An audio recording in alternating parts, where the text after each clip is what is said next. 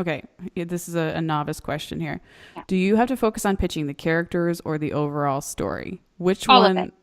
So Both? I'm pitching Okay. the show. So I'm Okay. pitching the world, the characters, what the theme is, what the conflicts are going to be, Mm. what season one is going to look like, what season two is going to look like, what the art's going to look like. It's the whole thing, and Wow. but all different pitches are different. Some are like, so I sold a show last year to NBC, and that was my co-writers and I went into the room with pieces of paper that we had written, and we just sort of we went through it. We pitched it. Other pitches have art attached to that. You Mm. know, some of them have like for animation, you might do like a little anim test. It's all different. I mean, That's I think interesting. for anyone interested in breaking into Hollywood, the really important thing to know is that the person is buying the pitch and you. Mm-hmm. That what you bring and who you are, because they want to spend the next 5 years dealing with you, Don't right? be a diva. Don't be a deep, but it's like be tell the truth. Like Mm-hmm. if you are passionate about a particular thing and you want to sell that, and I think this is true of anything in life, right? Like own it, sell Mm. it.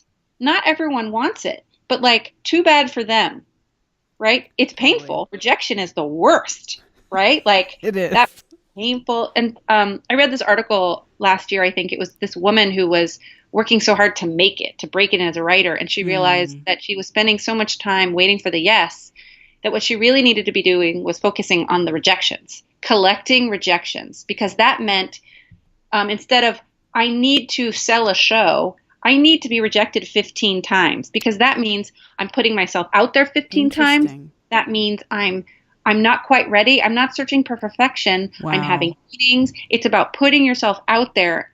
And I loved this. And I set up a little spreadsheet and I was like, okay, here are all the times I've put myself out. And then I would get a rejection and I'd be like, awesome. And I'd put it in my rejection column, Achievement right? unlocked. Yeah. Right. Instead of like, oh man, that network hated me. What's wrong with me? It was like rejection, on to the next rejection. Right. It was just like that lasted for a while and then it got old. Then I got old. Yeah. Then I was like, I have way too many rejections. Okay, I need to set a new goal here. But Well, that's I think that that's it. It's like figure out the thing you're good at and then go for it.